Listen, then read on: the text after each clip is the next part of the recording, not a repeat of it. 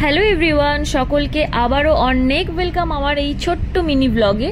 তো আমরা আবার বেরিয়ে পড়েছি বিকেলবেলা, মানে প্রায় সন্ধে নাগাদ বেরিয়ে পড়েছি জয়পুরের উদ্দেশ্যে। হ্যাঁ, আমরা এখন যাচ্ছি জয়পুরের যে নতুন রিসর্টটা খুলেছে, ঠিকই ধরেছ, সোনার বাংলা রিসর্ট, সেখানে আমরা যাচ্ছি। আর তোমরা জাস্ট এই রাস্তাটা দেখো, এতটা সুন্দর, মানে সত্যিই কিছু বলার নেই। আমার তো দেখে খুব ভালো লেগেছে।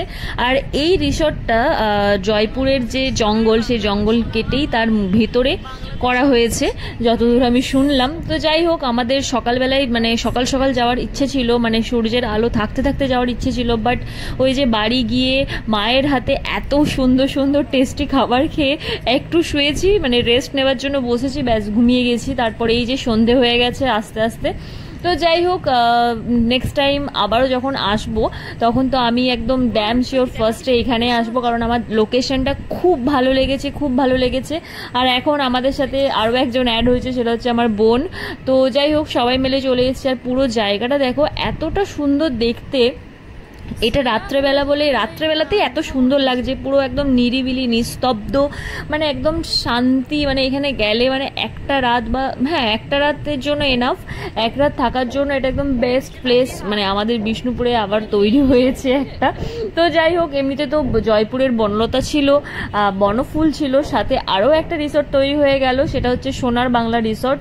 যেহেতু মানে সত্যি কথা বলতে আমার এই রিসর্টটা অনেক ভালো লেগেছে। তো যাই হোক, এই যে সাইডে দেখতে পাচ্ছ, এটা হচ্ছে রেস্টুরেন্ট, ভিতরে রেস্টুরেন্ট আছে, থাকার জায়গা আছে, সবই আছে, সুইমিং পুল আছে। তো জায়গাটা অসাধারণ। তোমরা কে কে গেছো এই রিসর্টটাতে সেটা অবশ্যই কমেন্ট করে জানিও। আর এই রিসর্টটা কিন্তু খুব একটা মানে খুব বেশি দিন খুলেনি, রিসেন্টলি কিন্তু ওপেন হয়েছে। তো যাই হোক, নেক্সট টাইম যখন আবার বিষ্ণুপুর আমি যাব, তো একদম শিওরলি আমি একদম ফার্স্ট এখানেই যাব। আর সেটা হচ্ছে সূর্যের আলো থাকতে থাকতে, তাহলে অনেক ভালো ভালো ছবি ভিডিও আমি তুলতে পারবো, তোমাদের সাথে শেয়ারও করতে পারবো। তো যাই হোক, যতটুকু পেরেছি করেছি। আর এইদিকে দেখো বসার যে জায়গাগুলো, খুব সুন্দর লাগলো আমার। তো যাই হোক, মানে সন্ধে হয়ে গেছে, কিছু করার নেই। এটা কিন্তু রাতের ভিউটাও একটা অন্যরকম, আর অবভিয়াসলি সকালের ভিউটাও কিন্তু অন্যরকম তোমরা এখানে পাবে, যেহেতু পুরো জঙ্গলের ভেতরে, পুরো জঙ্গল কেটে এই জায়গাটাকে তৈরি করা হয়েছে। এরপর দেখো, আমরা ওখান থেকে বেরিয়ে যাচ্ছি জয়পুর বনলতা। আর যেহেতু ওদেরকে নিয়ে এসেছি বিষ্ণুপুর ঘোরাবো বলে, সব জায়গায় প্রায় আমরা চেষ্টা করছি ঘুরে দেওয়ার জন্য, কিন্তু একদিনের জন্য বিষ্ণুপুর ঘোরা এনাফ নয়, হাতে ম্যাক্সিমাম 2 দিন মানে রাখাটা দরকার। তো যাই হোক, আবার নেক্সট টাইম ওদেরকে বলেছি যে শীতকালে নিয়ে আসবো তোমাদেরকে, তখন আরো বাকি যে জায়গাগুলো বাকি রয়ে গেছে সেগুলো দেখাবো। তো দেখো, বকতে বকতে আমরা চলে এসেছি জয়পুর বনলতাতে। এখানেও মোটামুটি ফাঁকাই ছিল, খুব একটা ভিড় ছিল না। এখানে এসে আমরা শুধু একটা করে চা খেলাম, তারপর আবার বাড়ির উদ্দেশ্যে বেরিয়ে গেলাম। তার কারণ হচ্ছে সেদিন প্রচণ্ড ঝড় উঠেছিল, মানে পুরো একদম ঘূর্ণিঝড় দিচ্ছিল। তো তখন আমরা অলরেডি গাড়িতে চেপে গেছি, এত এত ঝড় দিচ্ছিল, মানে কিছু বলার নেই। তো মনে হচ্ছিল পুরো গাড়িটা হিলছিল, এইরকম ঝড় দিচ্ছিল, মানে গাড়ির ভিতরে বসে আমরা সেটা ফিল করতে পারছিলাম যে হ্যাঁ গাড়িটা হিলছে।